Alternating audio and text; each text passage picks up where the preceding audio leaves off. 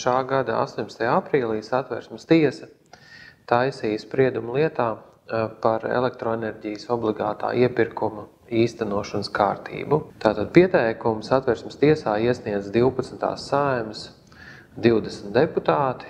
Jāuzsver, ka pieteikumu iesniedzēji nebija apstrīdējuši Satversmes tiesā paša obligātā iepirkuma atbilstību Satversmei, bet tikai tā izpildes atsevišķas normas.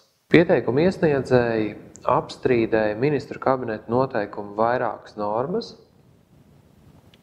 Pirmkārt, kas paredz pašpatēriņa principa papildu kontroles pasākumu ieviešanu.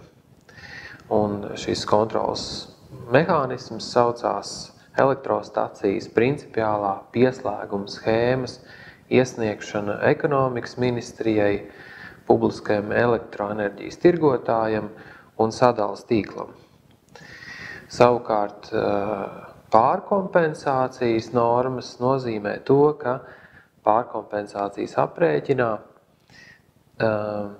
valdība noteica, ka jāņem vērā tikai tas valsts atbalsts, kas komersantiem ir izmaksāts uz elektroenerģijas tirgus likuma pamata. Pieteikumu iesniedzēji uzskatīja, ka šīs normas ministru kabinets ir izdevis pretēji Satversmes 64. pantam, kas noteica, ka vienīgi Saeimai ir tiesības izdot likumus. Un pieteikumu iesniedzēji uzskatīja, ka šādā gadījumā ministru kabinets ir izlēmis tādu jautājumu, kas ir Saeimas kompetencē, kā arī pieteikumu iesniedzēji uzskatīja, ka valdība, ministru kabinets ir rīkojušies ārpus pilnvarojuma robežām. Tā kā Saeima bija pilnvarojusi valdību izdot kārtību, kādā organizējums obligātais iepirkums šajā elektroenerģijas jomā, kas ietver arī to noteikt kārtību, kādā uzrauga un par kādu cenu iepērk saražoto enerģiju, tad tiesa pārbaudīja, vai valdības regulētais jautājums ir tāds, kas būtu tikai Saeimas kompetencē, un tātad vai valdība ir ievērojusi dotā pilnvarojuma robežas. Izskatot lietu, Satversmes tiesa secināja, ka pirmkārt Saeima ir izlēmusi galvenos ar obligātā elektroenerģijas iepirkumu saistītos jautājumus. Tostarp Saeima bija nolēmusi sasniegt samērā ambiciozu mērķi, ka valstī no atjaunojamiem elektroenerģijas resursiem ir jāsasniedz turpat puse no visas saražotās elektroenerģijas. Otrkārt, arī pati Saeima bija noteikusi, ka šo procesu finansē no sabiedrības līdzekļiem. Ja iepriekš to finansē no valsts budžeta līdzekļiem, tad šajā gadījumā elektroenerģijas tirgus likumā un enerģētikas likumā bija noteikts, ka to finansē tātad no sabiedrības līdzekļiem, pievienojot attiecīgu maksājumu rēķinām. Saeima bija atstājusi spēkā garantijas šiem komersantiem. Viņa bija uzturējusi pastāvīgi spēkā šīs garantijas, lai tie komersanti, kuriem ir izsniegts ražošanas licences, netiktu pasliktināti viņu darbības noteikumi. Tātad to mēs ņēmām vērā, izvērtējot, vai valdība ir rīkojusies ārpus Saeimas lēmumu robežām. Un Saeima bija arī pilnvarojusi valdību izlemt kārtību, kādā organizējums un uzraugāms šādi saražotās elektrības iepirkums un kā veidojam cenu, par kādu tā iepērkam.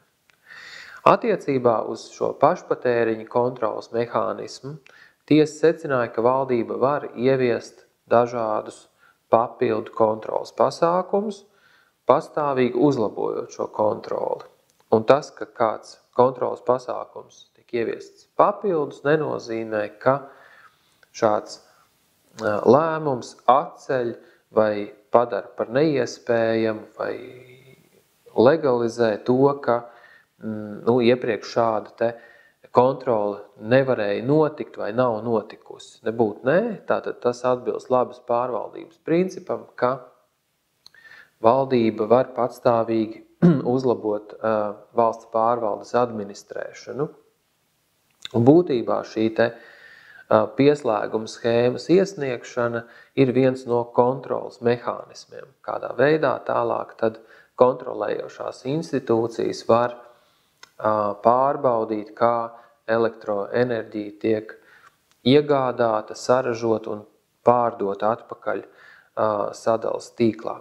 Mēs uzsvērām īpaši, ka šāda papildus kontrolas mehānismu ieviešana neatbrīvo atbildīgās institūcijas no atbildības par kontrolas neveikšanu iepriekš. Tas bija viens no galvenajiem arī iesniedzēju argumentiem. Mēs aplūkojām to, vai valdības noteiktais pārejas periods šādu prasību noteikšanā ir atbilstošs. Mēs konstatējam, ka šis pārejas periods, kas ir mazliet garāks par gadu, nav nedz nesamērīgi īss, nedz arī nesaprātīgi garš, tātad pārmēru garš, ka faktiski šī prasība kļūtu bezjēdzīga. Attiecībā uz komersantu peļņas mazināšanu tiesa secināja, ka valdība varēja noteikt, ka peļņas mazināšanas periods ir ierobežojams, ievērojot tieši elektroenerģijas tirgus likuma spēkā stāšanos, tātad uz šī likuma pamata saņemtos valsts atbalsta maksājumus, un nevis par visu laiku pirms šī likuma spēkā stāšanās, jo tiesa secināja, ka valdībai bija pamats respektēt iepriekšējos Saeimas balsojumus šajā sakarā.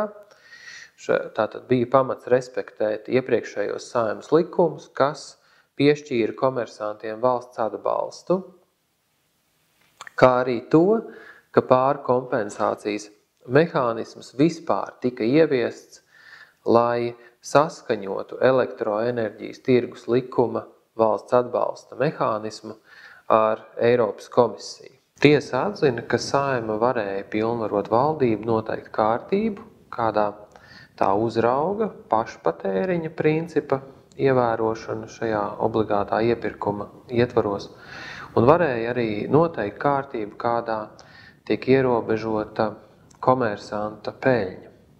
Tiesa atzina, ka valdība nav pārkāpusi satversmes normas un Saeimas tātad doto pilnvarojumu. Un tātad pēc šī sprieduma spēkā stāšanās būtībā valdība nav kavēta ieviest apstrīdēto papildus kontrolas mehānismu, bet komersantu peļņas apmēra aprēķins netiek grozīts. Tādas ir šī būtībā sprieduma sekas uz sabiedrību.